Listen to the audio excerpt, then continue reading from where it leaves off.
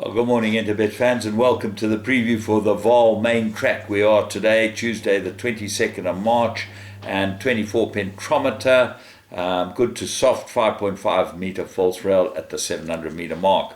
And we kick off at quarter to 12 with the first race, which is a maiden juvenile plate over 1200 meters.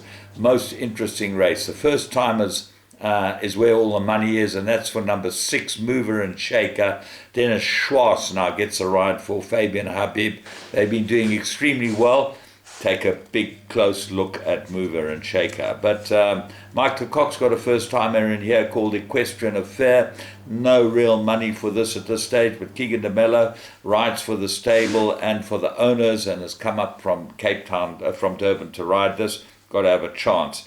Interesting, Dennis Schwartz rode Taken Out, first time out, for Roy Magna, and Caden Brewer's now on that, claimed the 2.5. Dennis Schwartz picked up the ride on Mover and Shaker. So have a close look at what's going on there. Of the others, Laguna Verde, obviously well bred as well. Have a close look at that. Thunderstruck Scratch, that's number 12. Race 2, maiden juvenile plate. They got 1200 meters, and I'm going strongly with Zoom Lady, number 16. I think this is the right horse. I liked it last time. It got into all sorts of trouble and will improve a lot, and this looks like a perfect race for Zoom Lady. Jeffrey Sester keeps a ride, and so everything is in its favor. He knows the filly and should be able to go in. But have a close look at the first timers where there's been money. One, A Colourful Past for Corey Lensley and Dennis Schwartz, got it. Money for that, and there was a little money for Inner Sense, Lucky Hood Larkis's runner with Craig Zaki aboard it, number 6.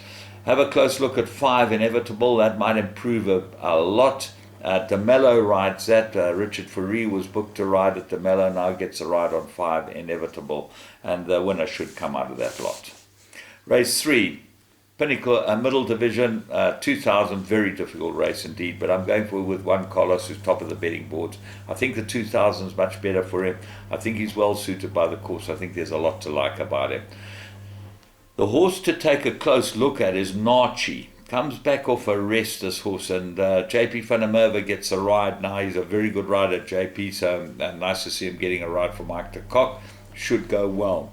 The Kock course and distance, 2 and 1. And Kabela Matsuyama 1 and 1, won a good race last time and only got a 3-point penalty. Twin Turbo shows a lot of pace. He can get away from them.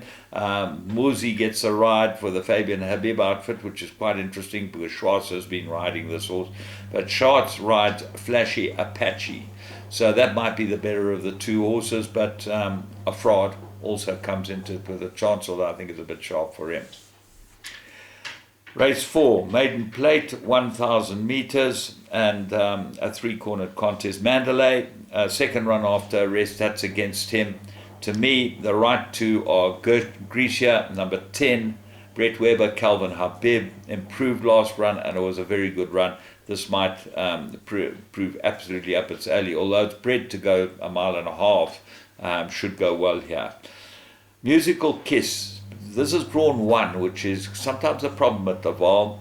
Joshua Solomons gets a ride on it, and 2 very good runs from Musical Kiss. Got to have a chance. And then if you're looking for back end of quartets, 3, Stormy Lass goes into all the play.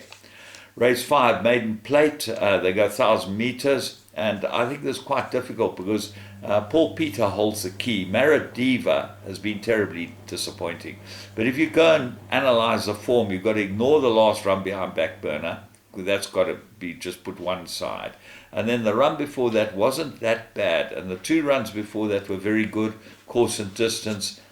So could be a runner here, Maradiva, but the jockey booking makes it look like Double Magic might be the right one. Number 10, Derek David rides it. He rode it last time. It just got beaten by Backburner. And on the Backburner form should be able to win. But then you've got Modern Magician, Sean Terry's runner, number 12, and 13, Quick Run, who is due to win and gets a 2.5 claimer. And added to that, Erla Cadogan got some very nice form as well. So a lot of horses that need to go into it. Connection comes in after a break. You don't know how good that one is either. Race 6, maiden plate, 1,400 meters. I made a 4-corner contest. 1, Ray Indigo. I think that goes into all your play. The run before last was very good. McTawley takes a 1.5 off its back. 2, High Fly By, very strongly fancied last time, will improve. 4, Picara is your 7 to 10 favourite. There's absolutely no value in this, although he probably would be able to win. And then 5, Country Flames, got some form. Race 7, Maiden Plate. They go 1,400 metres, and this is very difficult as well. I've gone with a number of horses here. The top one is obviously Caliber Crest. Joe Soma, Julius Mariba struck up a wonderful partnership, drawn 1, and last time they drawn 1 last week, they won with a horse that was heavily backed in the last race at Turfentine, and that was heavily backed because Daryl Marie picked it out, and he's one of the best pundits around. So watch his show on 240. Those guys know what they're doing. They really do work out what the story is. That goes in. Then there are a number of others. 1, Forgotten Time, good form and runs on. 2, Great Melodies, got some sort of chance. It's got 2 fair runs and 2 bad runs in between.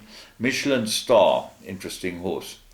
Rested and Gelded, after 2 fair runs and then ran pretty poorly, but might be a big improver. Coming in hot, 1 good run, course and distance.